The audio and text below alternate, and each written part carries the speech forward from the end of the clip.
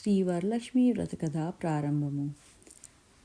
సూత పౌరాణికుండు సౌనకుడు మొదలగు మహర్షులను చూచి ఇట్లనియే: మునివర్యులారా, స్త్రీలకు సకల సౌభాగ్యంబులు కలుగునట్టి ఒక రతంబును పరమేశ్వరుడు పార్వతీదేవికి చెప్పెను. దానిని చెప్పెదను వినుండు. ఒకప్పుడు కైలాస పర్వతమున వజ్ర విద్రుమ వైడూర్యాది మణిగణ ఖచ్చితంబగు సింహాసనమునందు పరమేశ్వరుండు కూర్చుండియుండ పార్వతీదేవి పరమేశ్వరునకు నమస్కరించి, దేవా, లోకమున స్త్రీలు ఏ రథము నర్చిన సర్వ సౌభాగ్యంబును పుత్రపౌత్రాదులను కలిగి సుఖంబుగా ఉందురో అట్టి రథంబును ఆనతీయవలయుననిన పరమేశ్వరుండు ఇట్లనియే: ఓ మనోహరి, స్త్రీలకు పుత్రపౌత్రాది సంపతులు కలుగంజేసెడి వరలక్ష్మీ రథమను ఒక రథము కలదు. ఆ రథంబును శ్రావణమాస శుక్లపక్ష పూర్ణిమకు ముందుగా వచ్చెడి శుక్రవారము నాడు చేయవలను అనిన పార్వతీదేవి ఇట్లనియే: ఓ లోకారాధ్య, నీవానతిచ్చిన వరలక్ష్మీ రథంబును ఎట్లా చేయవలేను? ఆ రథమునకు విధి ఏమి? ఏ దేవతలను పూజించవలేను? పూర్వము ఎవరి చేయి రథం ఆచరింపబడినది? దీనినంతా వివరంబుగా వచింపవలేము అని ప్రార్థించిన పరమేశ్వరుండు పార్వతీదేవిని గాంచి ఇట్లని: ఓ కాత్యాయిని, వరలక్ష్మీ రథంబు సవిస్తారంబుగా చెప్పెదను వినుము. మగధ దేశంబున కుండినంబను ఒక పట్టణము కలదు. ఆ పట్టణము బంగారు ప్రాకారంబులు తోడను బంగారు గోడలు గల ఇండ్లతోడను ఊడియుండెను. అట్టి పట్టణమునందు చారుమతి అను ఒక బ్రాహ్మణ స్త్రీ కలదు.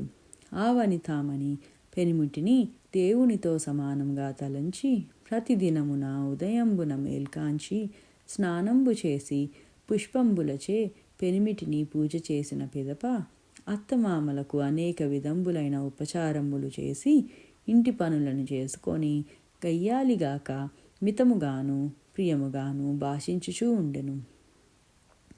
ఇట్లుండా ఆ మహాపతివ్రతయందు మహాలక్ష్మికి అనుగ్రహము కలిగి ఒకనాడు స్వప్నంబున ప్రసన్నయై, ఓ చారుమతి, నేను వరలక్ష్మీదేవిని. నీ యందు నాకు అనుగ్రహము కలిగి ప్రత్యక్షమయ్యాను. శ్రావణ శుక్ల పూర్ణిమకు ముందుగా వచ్చెడి శుక్రవారము నాడు నన్ను సేవించినచో నీకు కోరిన వరములను ఇచ్చెదను అని వచించిన చారుమతిదేవి స్వప్నములోనే వరలక్ష్మీదేవికి ప్రదక్షిణ నమస్కారములు చేసి, నమస్తే సర్వలోకానాం జనన్యై పుణ్యమూర్తయే శరణ్యే త్రిజగద్వంద్యే విష్ణువక్షస్థలాలయే అని అనేక విధంబుల స్తోత్రము చేసి, ఓ జగజ్జనని, నీ కటాక్షము కలిగెనని జనులు ధన్యులుగగును, విద్వాంసులుగను సకల సంపన్నులగును అయ్యెదురు.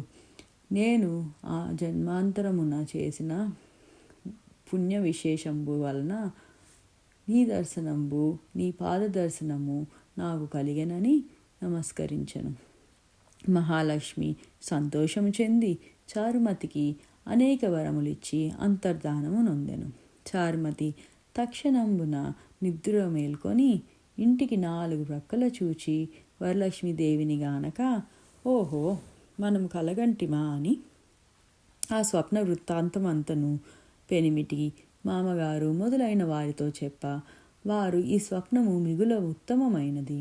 శ్రావణ మాసము వచ్చిన తోడనే వరలక్ష్మీ రథంబు అవశ్యముగా చేయవలసినదని చెప్పిరి.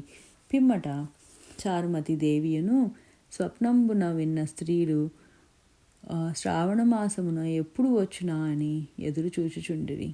ఇట్లుండా వీరి భాగ్యోదయంబు వలన శ్రావణ మాస పూర్ణిమకు ముందుగా వచ్చెడి శుక్రవారము వచ్చెను.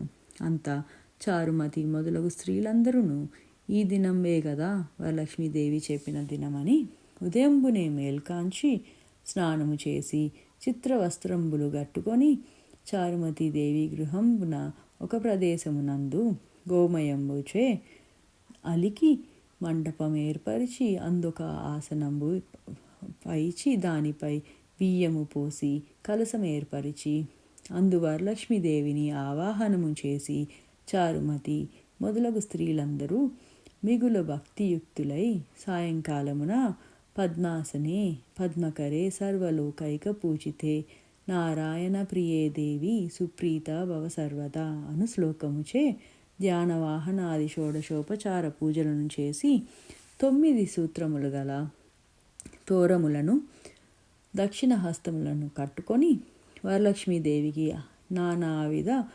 భక్ష్యభోజ్యంబులను నివేదనము చేసి ప్రదక్షిణము చేసిరి. ఇట్లొక ప్రదక్షిణము చేయగా స్త్రీలందరికీ కాలయందు గల్లు గల్లుమని ఒక శబ్దము కలిగెను. అంతా కాలను చూచుకునేసరికి గజ్జలు మొదలగు ఆభరణములు కలిగి ఉండ చారుమతి మొదలగు స్త్రీలందరూ ఓహో, ఇవి వరలక్ష్మీదేవి కటాక్షము వలన కలిగినవి, అవి పరమానందము నొంది మరి ఒక ప్రదక్షిణము చేసిన హస్తములందు దగదగ ఆడుచు మెరియుచుండు నవరత్న ఖచ్చితములైన కంకణములు మొదలగు ఆభరణములుండుట గనిరి.